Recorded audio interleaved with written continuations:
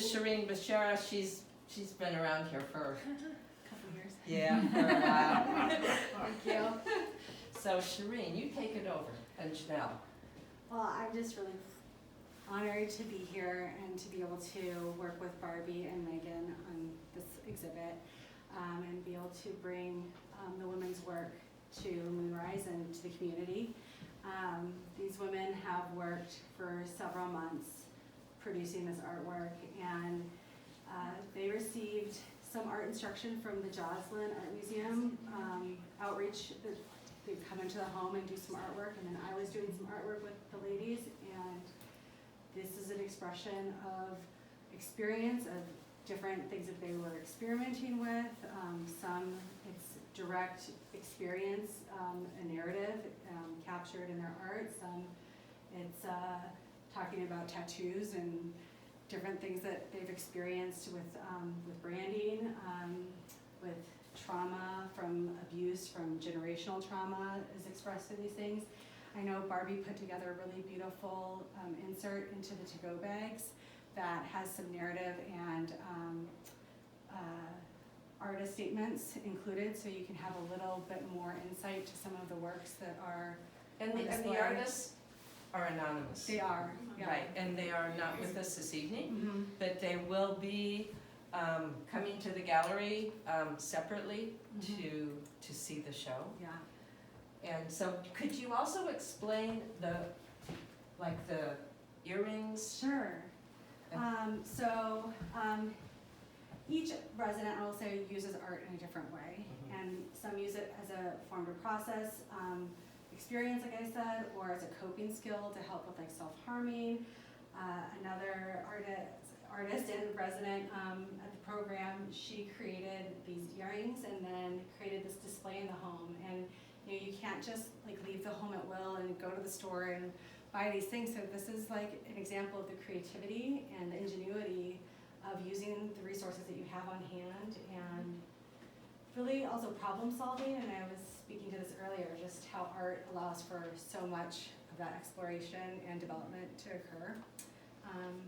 Because trauma really does stunt some of that, and also allows for new ways to look at problems, So I had just kind of pulled together a couple of things to talk about. I was recently had the opportunity to sit with a survivor whose work is in the show, and I asked her, what would be meaningful for you for me to convey this evening? And she said, ask them, how many people do you know who have been trafficked? And survivors and those who work with survivors see the prevalence and the sad and heavy reality that many of us do and may not ever know or understand that could be happening to someone we know. But I have some statistics and a quote that I'm hoping that will offer some insight to illustrate this point.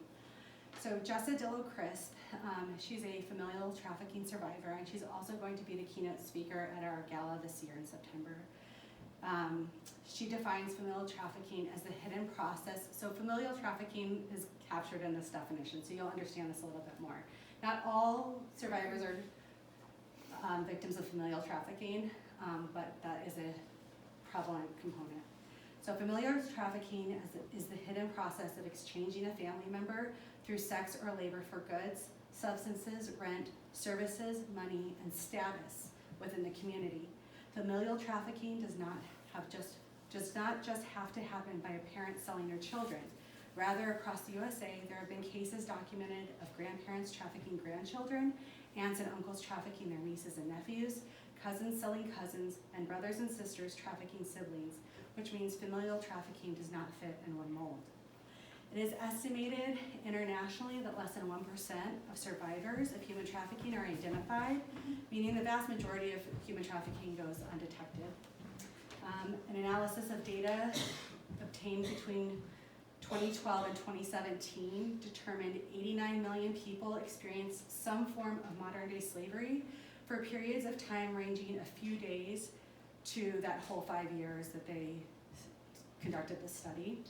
One experience of this violation and expression of psychological and physical and sexual violence can be significantly traumatic, and a lifelong healing process for the survivors if they're able to access those resources. And so that's what Rejuvenating Women is able to do for those who are able to reach out and say, or be identified by someone, whether that's in a hospital, in a shelter, in a jail. These are the places where most women are being identified, and others, not just women, but because we meet women's needs primarily. And then Janelle can speak to that. She's the program manager. She works with Danielle, the case manager, directly with the survivors. They do outreach in jail. You can speak more to the programming and how we meet those needs. Okay, I don't have any speech prepared, so. I mean, we recently started teaching a class in jail, and so we know some of our participants have been trafficked, but we just even are able to, we were teaching the class on gaslighting, able to help them to see, okay, these are things that can happen in trafficking, and be aware of these things, you know, so that you don't get caught up in it. Because I think before I really learned about trafficking, I thought, you know, simple, you just rescue the girl and you put them in a place by themselves and they'll be happy and fine and everything will be great. And that is definitely not the case, because often you can't just rescue the girl because it's a mental cage that they're in. You know, it's not necessarily a physical cage, it's a mental cage.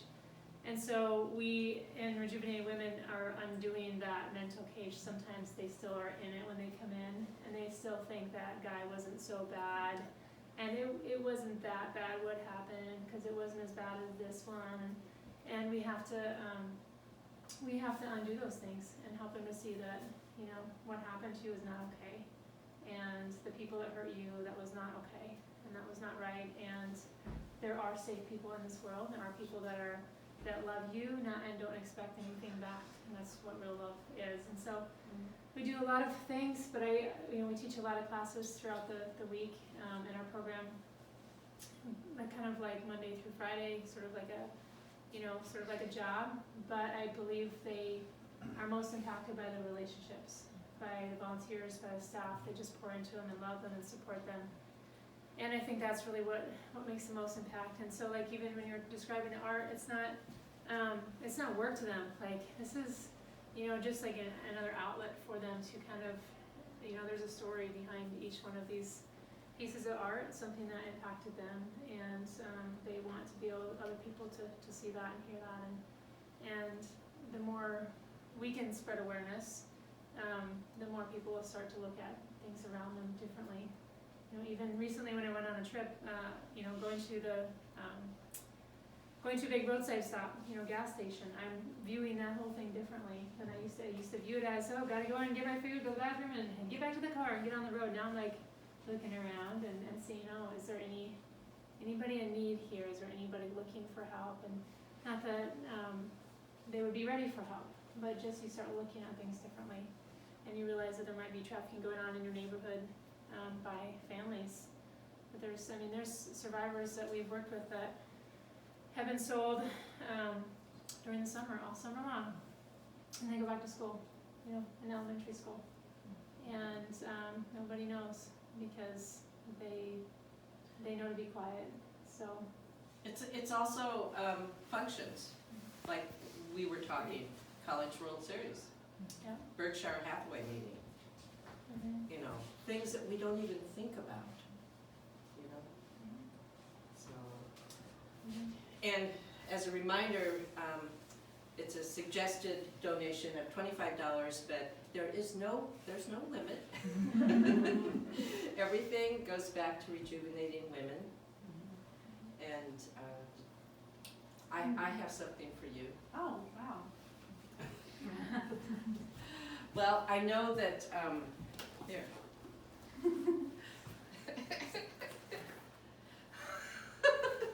That is so beautiful. Well, some of them work with insects. Yes. Yeah. Wow. So I got Tom to bring it from. That is just lovely. Yes. Now they can work with real Yes. insects. Well, and we have Yeah, ladybug and the katydid, or there's a katydid somewhere. Praying And mantis. praying mantis. This is the one beside set them up. Yeah. And the staghorn beetle. Right. Oh my gosh, this is so amazing. Very cool. Katie's. Because I think you said Katie did. they were doing it from a field guide. And, or Yeah, something, yes, yeah. yes. Yeah, and I mean, this is this is, this is Council Bluffs, it says. This is regional. As long as they're dead. They're dead. Okay. And you can't use these for pranks either. I wouldn't do that. These are amazing. Thank you. yeah. Did anyone have any questions, or? When did Rejuvenating Women start? 2013 is when they were registered as a 501c3. Oh, okay. And I think prior to that, there was a support group. She started as a Facebook group and now Uh-huh. Julie Schrader. Yeah, Julie Oh. Schrader had started that and had a radio show. And it had evolved into Cool. Rejuvenating Women as it is today, helping women who have been trafficked and sexually exploited. We have a short-term program, long-term program, and we offer day programming. So, Well, we're glad Have to. you guys worked with anybody in the school systems to help identify these people? There used to be a group of people at Omaha Public Schools called SPAs, Student Personnel Assistants, and they would identify abused, exploited, or whatever children. I'm wondering, are you working with them at all through the public school systems? yes, Julie and Jim do a lot of speaking, so I don't know if they've spoken. I at don't know that they schools. do schools. I think sometimes, what's that group, that she works with Julie? I'm set free or Set Me Free Set Me Project. Free Project. She works with the schools, I know, and talks about, social media and identifying that kind of catfishing and being vulnerable to,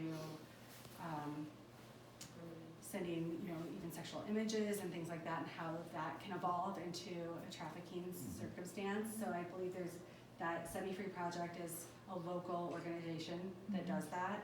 I think there's a couple of other, I don't have their names off the top of my head. But I think that's really the extent that I'm aware of. Yeah, 'cause there's a lot going on in schools that are overlooked unless the people are trained, to see this. A lot of kids will come forward, or one little kid will tell another little kid, this person will tell a teacher, and whatever, so information is passed on this way. I was just wondering if there was any training going on. Well, I know with children, I think that becomes an issue then with mandatory reporting. So you would have other agencies involved at that point. But as far as educating children, I know that there are some initiatives, like I said, with like the Set Me Free Project, but we can ask about that. Well, I was thinking more of educating the people that are Yeah. supposed to be looking for this stuff. Gotcha, okay. Well, Rejuvenating Women is an organization that offers outreach and educational resources. So they will come and speak to anyone. They'll do luncheons. Jen and Julie both offer that kind of even training for identifying that type of thing. So I think it would be a matter of just creating that partnership and having that established. I think that would be a great thing. Thank you. Yeah. Okay. Any other questions about the artwork or the organization or? Or they can chat with you after. Oh, for sure. Yeah, Yeah, yeah. one-on-one, if that's more comfortable, for sure. Yeah. Thank you so much. Thank you. Thank This is you. great. Oh,